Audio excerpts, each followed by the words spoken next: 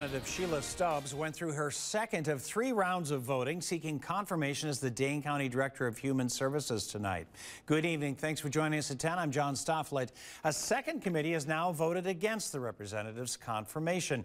Our Cameron Kelly has been following this journey. And Cameron, take us back to the feeling of tonight's meeting, if you would. John, the meeting started off with supporters of the representative lifting her up and explaining the importance of having a black woman in this position. But as the night went on, things escalated when the Dane County Personnel and Finance Committee wrapped up. Go do your homework. And I know you.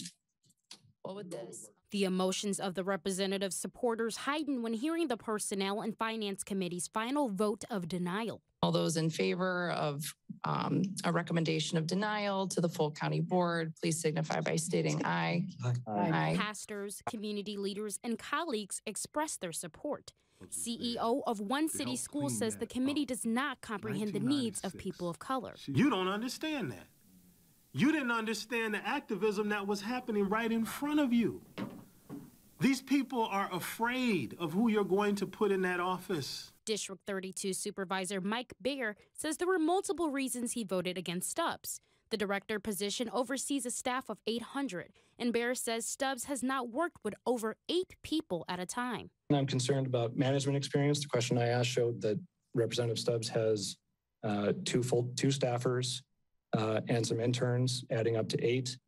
That's not the experience that was required in the job posting. Although there were things said, the representative had high hopes. I still believe in this county.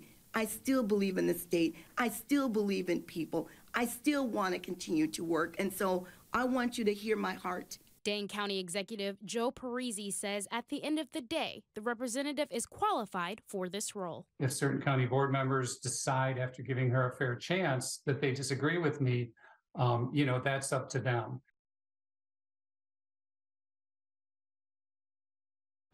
Representative Stubbs' last round of voting will take place on Thursday. The County Board of Supervisors have the final say. Live in the studio, Cameron Kelly, NBC 15 News.